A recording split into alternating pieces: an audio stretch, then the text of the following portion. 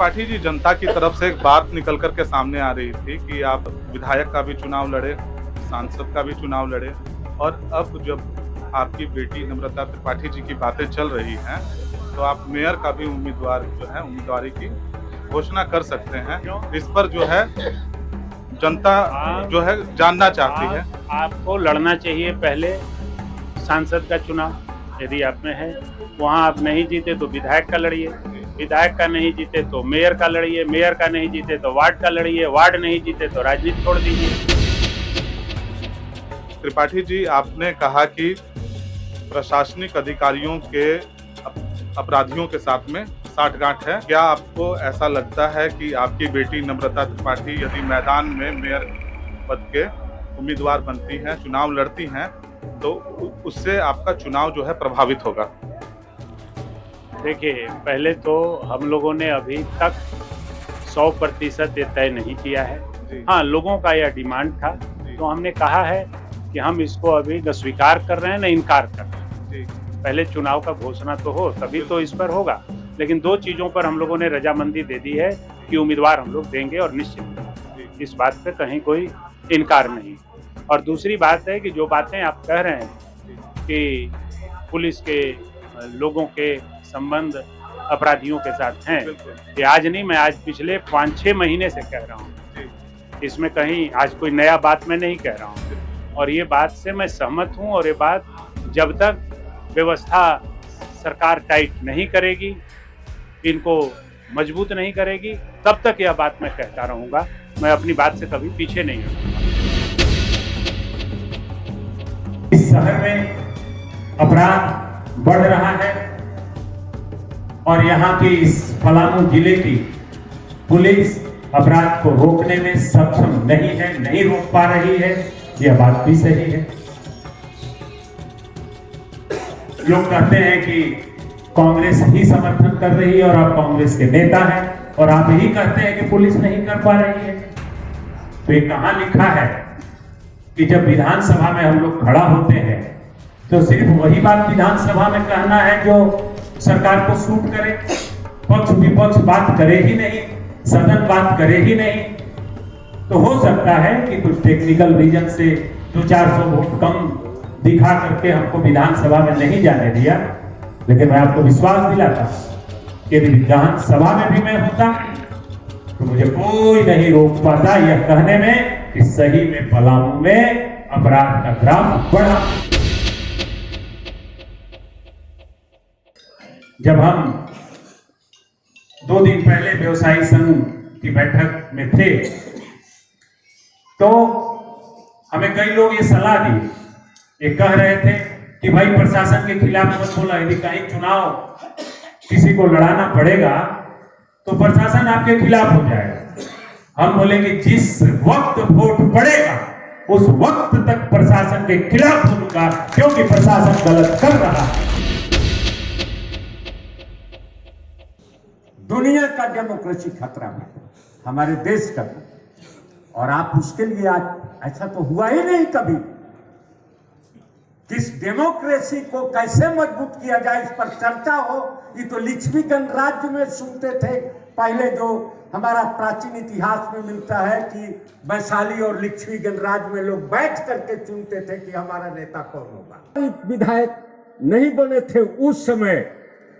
जब मैं इनको देखा और जब सुना तो हमने कहा कि सचमुच में कांग्रेस में अगर इस धरती पर कोई जगनारायण पाठक के बाद कोई नेता आया तो उसका नाम है श्री कृष्णानंद त्रिपाठी जी।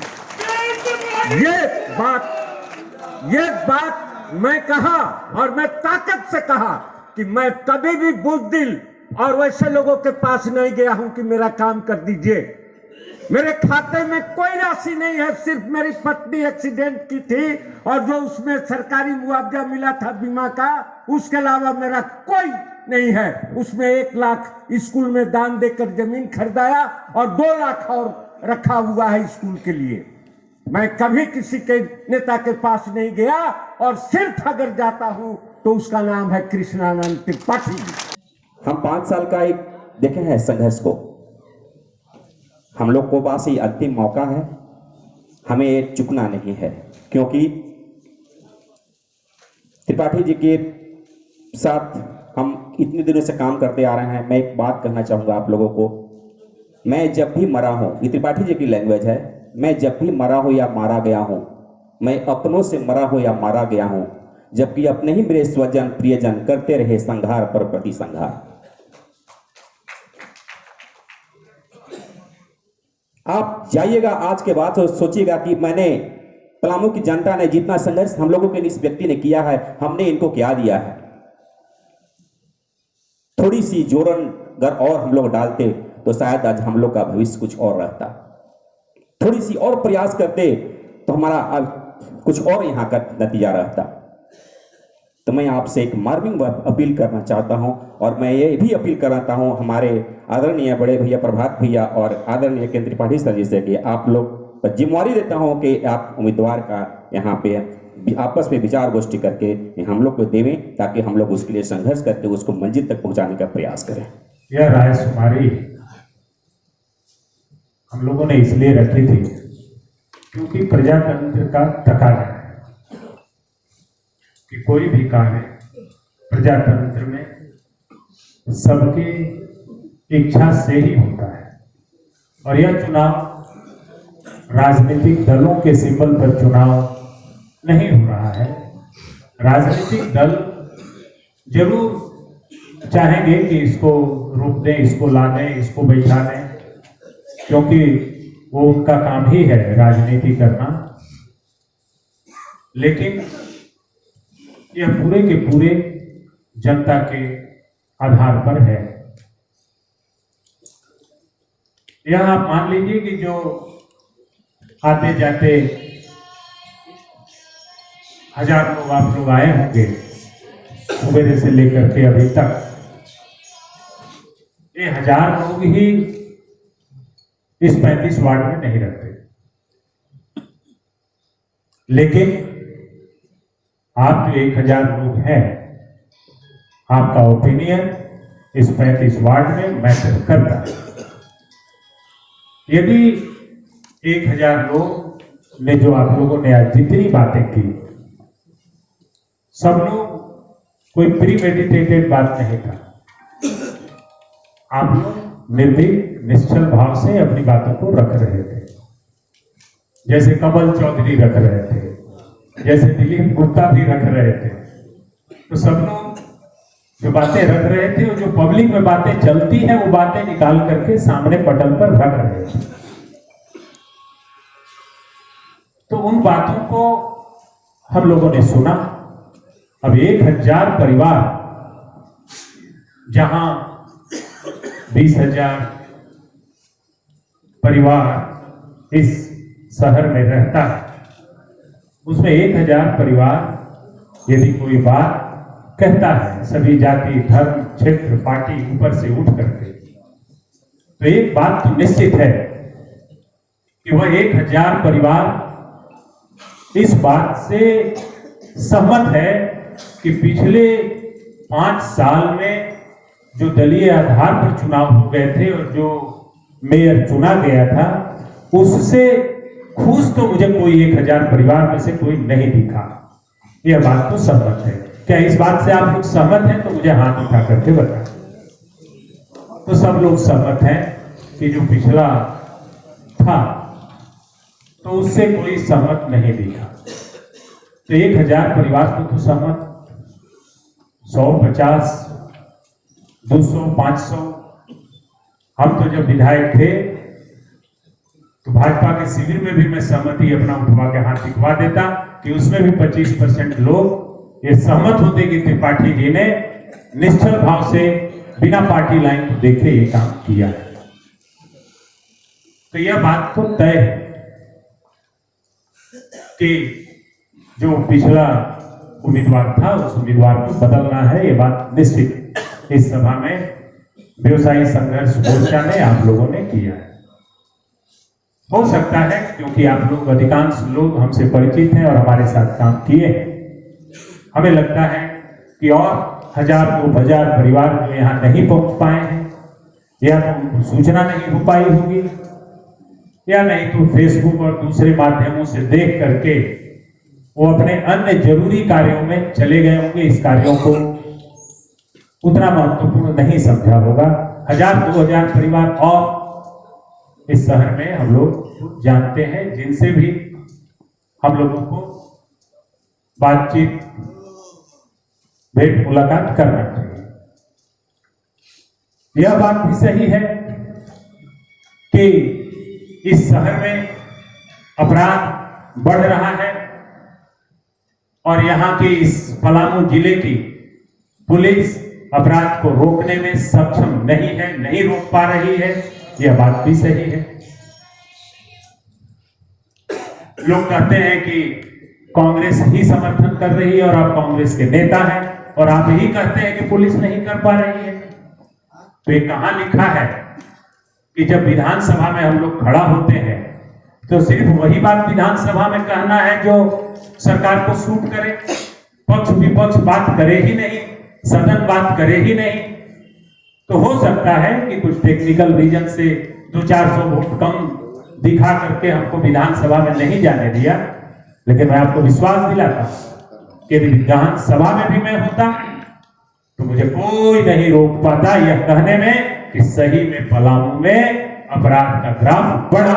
इसको कहने से कोई नहीं रोक सकता। और ये बात वो लोग भी जानते हैं जो रोकने का मुझे प्रयास करते हैं कि आने पर ही आदमी तो बोलेगा निर्भीक होकर के। तो ये भी एक कारण है।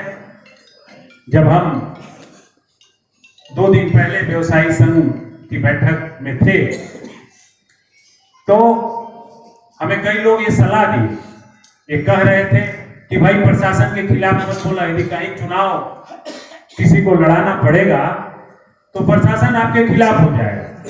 हम बोले कि जिस वक्त वोट पड़ेगा उस वक्त तक प्रशासन के खिलाफ होगा, क्योंकि प्रशासन गलत कर रहा है, क्योंकि प्रशासन गलत कर रहा है इस जिले।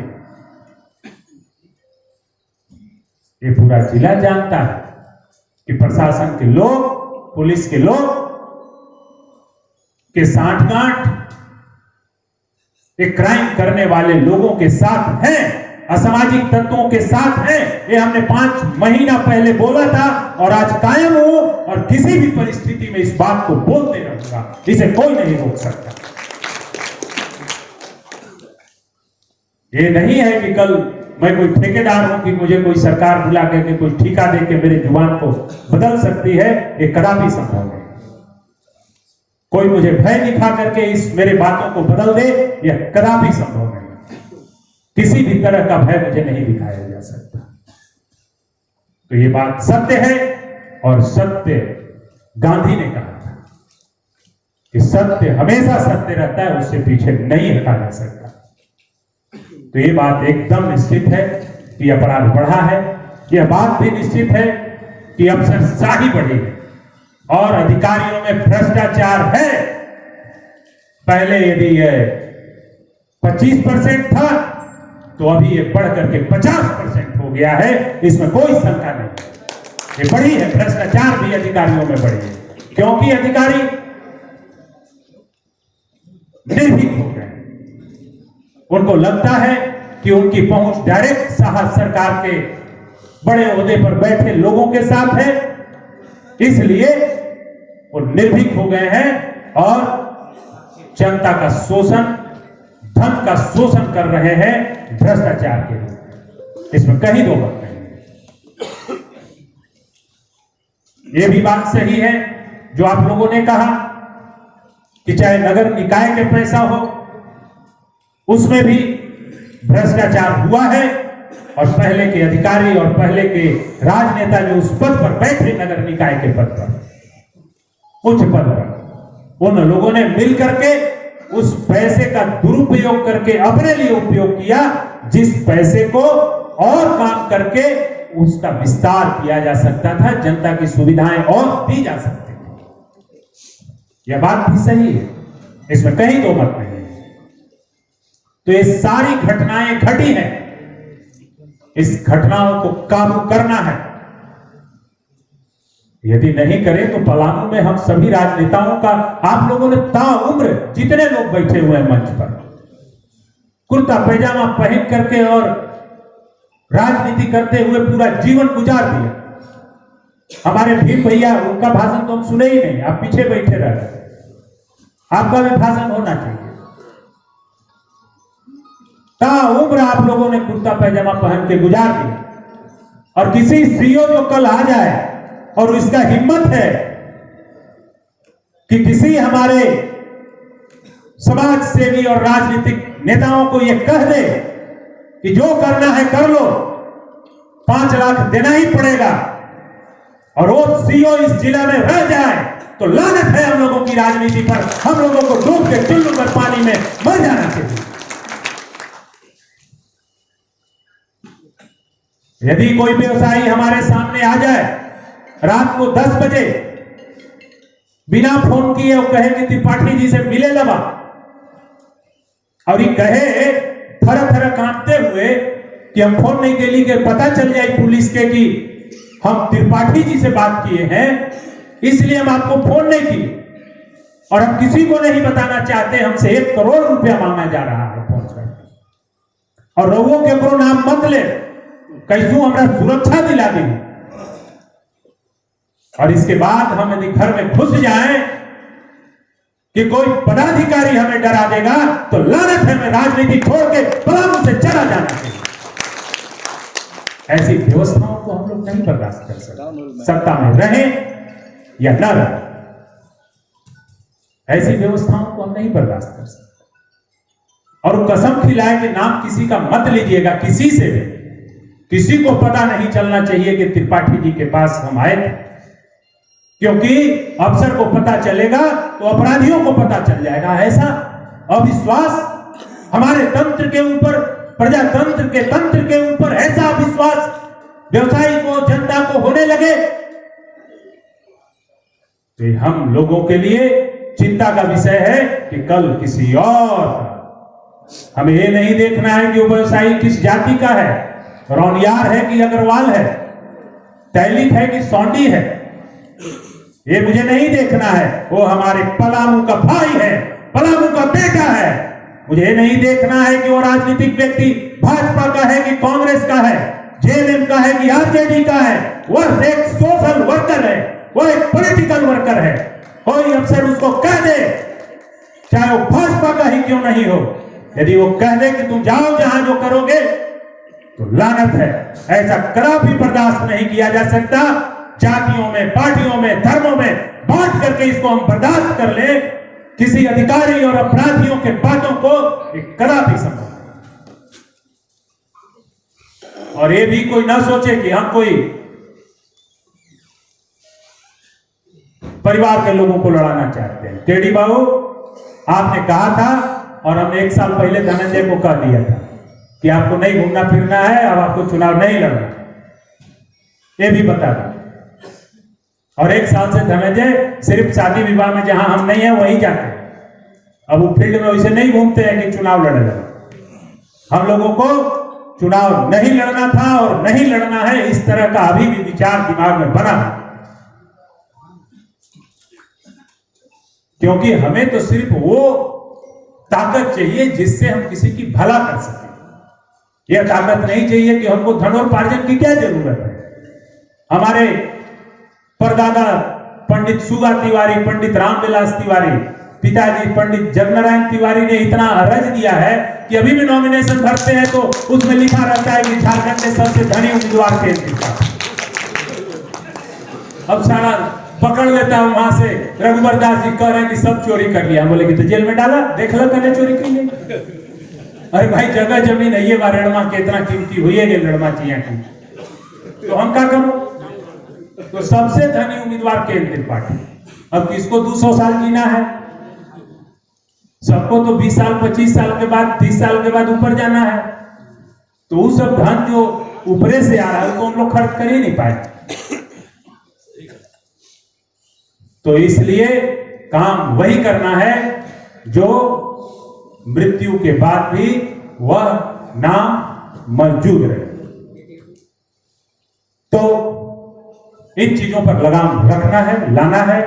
और एक चीज तय है कि हम लोग उम्मीदवार बदलेंगे और उम्मीदवार देंगे, लेकिन जो नामों पर आप लोगों ने चर्चा किया है वो अभी हम तुरंत नहीं कहेंगे कि भैया हम उसी नाम को दे रहे हैं। हम मना भी नहीं करेंगे कि उस नाम को नहीं दे रहे हैं, हम मना भी नहीं करेंगे, क्योंकि हम कई जगहों से जुड़े हुए हैं, कई इंस्टीट्यूशन से, कई पॉलिटिकल पार्टी से, कई हमारे लोगों से, कई जगह पर हम जुड़े हुए हैं। तो जब घोषणा होने दीजिए, घोषणा होने के बाद राजनीतिक घोषणा जब हो जाए चुनाव का, तो फिर नामांकन में आप सब लोग रहेंगे, उम्मीदवार रहेगा, हम लोग सब रहेंगे, उम्मीदवार का नामांकन कराएंगे और उसको मेयर पद पर आप लोगों के ताकत के साथ बैठाएंगे।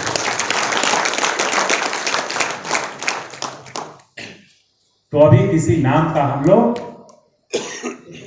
ऐलान भी नहीं कर रहे हैं और आप लोगों ने जो सलाह दिया उसको मना भी नहीं कर रहे हैं, ठीक है। तो हम लोग उसी समय जैसे ही इसका चुनाव की घोषणा होती है, तो लाल सूरज जी, आपने कहा कि पिछली बार आपने भाजपा के मेयर को बैठाने के लिए संभाला था मोर्चा, दिलीप चंद्रवंशी जी भी संभाले थे, सारे अधिकांश लोग संभाले थे।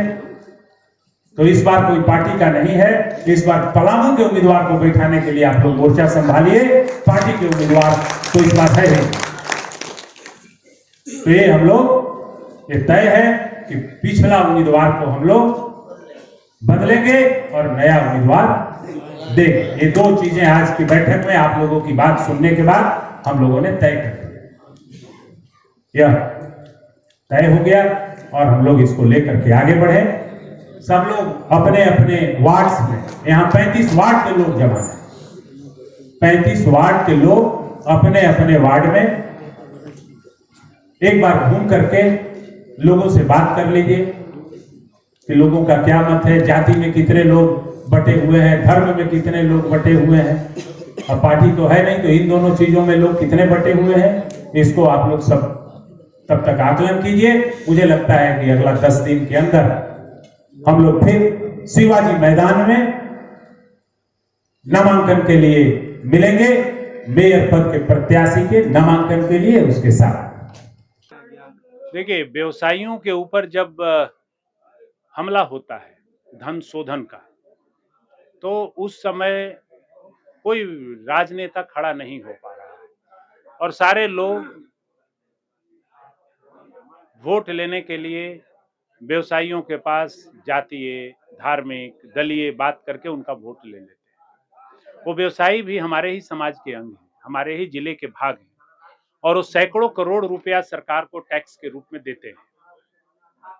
और इसके बाद उनके जान माल की सुरक्षा, उनके धन की सुरक्षा, उनके व्यवसाय की सुरक्षा नहीं हो पाना, ये चिंता का विषय था। और क्योंकि उसमें जो पिछली सरकार है, वो पिछली सरकार से लेकर के इस सरकार तक उनको सुरक्षा नहीं मिल पा रही है, लाइसेंस नहीं मिल पा रहे हैं, उनको अपने हथियार नहीं मिल पा रहे हैं, उनके यदि कोई एक्सटॉर्शन कॉल आया तो उनको सिक्योरिटी नहीं मिल पा रही है। तो इन बातों को लेकर के हम लोग चिंतित थे, इसीलिए संघर्ष समिति का निर्माण हुआ। क्योंकि नगर निकाय चुनाव अपने सिर पर है, तो हम लोगों ने 35 वार्ड से करीब 1000 परिवारों को बुलाया था कि ताकि 1000 परिवार जो सोशली और पॉलिटिकली एक्टिव हैं, वो आकर के इस नगर निगम के बारे में क्या सोचते हैं वो बताएं। तो जो बताए, जो सोच रहे थे, वो आप लोगों ने भी सुना। तो हम लोगों ने उनकी बात को माना है कि भाई यहाँ एक चीज तय किया है कि इसको जो पुराना नगर निकाय के चुनाव में जो लोग बैठे थे उन लोगों को बदल करके दूसरे लोगों को बैठाना है, यह बात तय हो गई है। और इसके बाद हम लोग कैसे क्या करेंगे ये भी तय हो गया है कि हम लोग उम्मीदवार देंगे, व्यवसायी संघर्ष समिति उम्मीदवार देगी, ताकि वह उम्मीदवार मेयर पद पर बच करके व्यवसायियों के लिए संघर्ष करे, उनका रेंट कम कराए, उनको हथियार का लाइसेंस दिलाए। यहाँ के जिला प्रशासन से वैसा उम्मीदवार बात करके लड़ करके उनको मदद करे रांची से फंड लाए, यहाँ का फंड बढ़ाए, ऐसा उम्मीदवार हम लोग देने का निर्णय किए हैं। सभी लोगों का एकमत राय था कि हम अपनी बेटी नम्रता त्रिपाठी को दें। हमने सुना है बात, न इसको अभी स्वीकार किया है, न इससे अभी इनकार किया है, क्योंकि और कई हम लोग इंस्टीट्यूशन से कई जगहों से जुड़े हुए हैं, तो हम लोग सारी बातों को सुन करके तब उस पर आगे निर्णय लिया जाएगा। पहले चुनाव तो घोषणा हो, अभी तो चुनाव की ही घोषणा नहीं हुई है। किसी पद पर बैठ करके उस पद का उपयोग दूसरे छोटे पदों को काबिज करने के लिए मत कभी जाइए। यदि आप वार्ड जीत गए तो मेयर के लिए प्रयास किए, मेयर जीत गए तो विधायक के लिए प्रयास किए, विधायक जीत गए तो सांसद के लिए प्रयास कीजिए, सांसद जीत गए तो मंत्री बनने का प्रयास कीजिए, मंत्री बन गए तो प्रधानमंत्री बनने का प्रयास कीजिए। नीचे से ऊपर, ऊपर से नीचे, ये तो है। हर व्यक्ति का जितना जिंदा है, जब तक जिंदा है उसको एजाइल रहना चाहिए, काम करना चाहिए, यानी कि किसी भी कीमत पर आम जनता को न्याय मिलना चाहिए और जनहितों के लिए जो कार्य करना चाहिए। कभी पद त्याग करना पड़ता है, कभी पद ग्रहण करना पड़ता है। पद ग्रहण करने में संकोच नहीं करना चाहिए, पद त्याग करने में मिनट भर की देरी नहीं होनी चाहिए। तो ये दोनों कार्य नेताओं को जनहित को देख करके ही करना चाहिए, तो ये कोई बड़ी बात नहीं। तो साथियों, आप सुन रहे थे सूबे के डाल्टनगंज विधानसभा क्षेत्र से पूर्व विधायक सह पूर्व ग्रामीण विकास मंत्री श्री कृष्णानंद त्रिपाठी जी को, और उन्होंने बताया कि एक नेता को किसी भी कीमत पर चुनाव लड़ना चाहिए। वो इस बार भी चुनाव लड़ेंगे। हालांकि जिस बात का लोगों को इंतजार था, सभी ने धीरज धरा। आज भी सस्पेंस कायम है। नम्रता त्रिपाठी चुनाव लड़ेंगी या नहीं लड़ेंगी, ये तो वक्त तय करेगा, और जब वो लड़ेंगी तो पूरे दमखम के साथ लड़ेंगी, और ऐसा दावा करते हैं कि वो चुनाव भी जीतेगी। तो आइए साथियों, अब बात करते हैं कांग्रेस पार्टी के प्रदेश कोऑर्डिनेटर रुद्रा शुक्ला जी हैं, जो कि पांकी विधानसभा क्षेत्र से पूर्व विधायक के प्रत्याशी भी रह चुके हैं। तो रुद्रा शुक्ला जी, जैसा आज केएन त्रिपाठी जी ने जो सस्पेंस आज बरकरार रखा, जैसा कि लोगों की आशंका थी कि यहाँ पर एक साथ जमा होंगे और जमा होने के बाद में बात सामने आएगी कि उनकी बेटी नम्रता त्रिपाठी जी चुनाव लड़ रही हैं, लेकिन उन्होंने सस्पेंस बरकरार रखा। आप लोगों की क्या राय है? देखिए, सबसे पहले तो नगर निगम से आए हुए तमाम लोगों को धन्यवाद है। देखिए, आज एक बैठक बुलाया गया था कि नगर निगम में हो रही हलचल, चुनावी हलचल को लेकर कौन प्रत्याशी आएगा, आदरणीय केएन त्रिपाठी जी किसको प्रत्याशी बनाते हैं, ये अभी तक खुलकर नहीं आया है। लेकिन दबी जुबान से उनकी बेटी का नाम आ रहा है, नम्रता त्रिपाठी का। लेकिन अभी तक ने उन्हें कोई औपचारिक घोषणा नहीं किया है। इसलिए मैं एक ही बात कहूंगा कि नगर निगम में जो भी मेयर का प्रत्याशी आए, वो सशक्त उम्मीदवार हो, जो नरक निगम को नगर निगम बना सके। हमारे साथ में चैनपुर प्रखंड से मोहम्मद नसीम अंसारी जी उपस्थित हैं। आप केएन त्रिपाठी जी की राजकुमारी में यहाँ पर आए हुए थे, जो व्यवसायियों के द्वारा रखी गई थी। नसीम जी, क्या कुछ आप लोग चाहते हैं, क्या आप लोग भी चाहते हैं कि इस बार जो है नगर निगम में कुछ बदलाव आए, और आप लोग मेयर को कुछ बदलने की तैयारी में भी कुछ लगे हुए हैं, ऐसी बातें आप लोग कर रहे थे? जी, मैं नगर निगम के चुनाव को 5 साल पहले से देखते आ रहा हूँ जी। और सरकार जो है निगम क्षेत्र को बढ़ाते जा रहा है जी। अपना घर होल्डिंग टैक्स वसूलने के लिए। जी। लेकिन झारखंड सरकार निगम को जो फैसिलिटी दिया जाता है, जो फैसिलिटी नहीं दे रहा है और केवल होल्डिंग टैक्स वसूलने के लिए वो अपना फायदा देख रहा है। जो इससे पहले वर्तमान में जो मेयर है, वो कभी भी लोगों के एक एक दिल नहीं जीते हैं, केवल वो अपने वोट मेयर जीते हैं। अगर दिल जीत जाते तो उनके पास जो भी मिलने जाता है वो अपने सीसीटीवी कैमरे के अंदर घर में से देख लेते हैं कि हमारा आदमी है या नहीं है। अगर उनको मिलने की इच्छा करता है तो उनसे मिलते हैं। नसीम अंसारी जी बोल रहे हैं साथियों कि मेयर से कोई मिलने जाते थे तो वो देख लेते थे सीसीटीवी में कि वो व्यक्ति उनके काम का है या नहीं है, या फिर उनके साथ में है या नहीं है।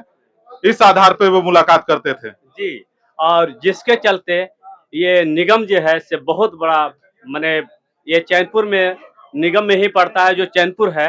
ये इतना बुरा रोड की स्थिति है जिसके चलते निगम में जितने भी लोग हैं वो निगम को फैसिलिटी और ले नहीं पा रहे हैं। और दूसरा चीज है, नगर निगम के सभी जनता को अपनी मूड बन चुका है कि लगातार एक ही व्यक्ति के निगम में वोट देके चुनाव जिताना अच्छा बात नहीं है। अबर जो यानी कि इस बार मेयर बदलने की पूरी तैयारी है। जी जी आप कुछ बोलना चाह रहे थे, आपका नाम? मेरा नाम रिजवान अहमद खान, कांग्रेस पार्टी के पलामू जिला उपाध्यक्ष। अच्छा, इधर आ जाइए। तो हाँ रिजवान जी, बताइए क्या कुछ कहना चाह रहे हैं? पूर्व के जो मेयर है सिर्फ विकास का ढिंढोरा पीटती है। इन्होंने शहर के विकास के लिए अभी तो कोई काम नहीं किया। जैसे इन्होंने अंबेडकर पार्क बनाया, अब उसका हालत इतना खराब है, ना सर सफाई होता है, ना रख रखाव का सही व्यवस्था है। ये सिर्फ हम लोग वार्ड नंबर 28 से आते हैं। वार्ड नंबर 28 में पानी का व्यवस्था एकदम नहीं के बराबर है, समझे ना। अभी तक इन्होंने कोई भी विकास का काम इन्होंने नहीं किया है। यानी कि पानी की किल्लत का सामना आप लोग लगातार कर रहे हैं। तो साथियों, कुछ रिव्यू हमने लोगों से लिया और ये जाना कि समस्याएं बरकरार हैं और इस बार जो है चाहते हैं कि मेयर को बदला जाए। इस दिशा में केएन त्रिपाठी जी ने जिस तरह का सस्पेंस बरकरार रखा है, लोगों को प्रतीक्षा रहेगी कि चुनावी घोषणा हो और चुनावी घोषणा के बाद वो मेयर के उम्मीदवार को चुनावी जंग में जो है ला सकें और इस चुनाव पर विजय हासिल कर सकें।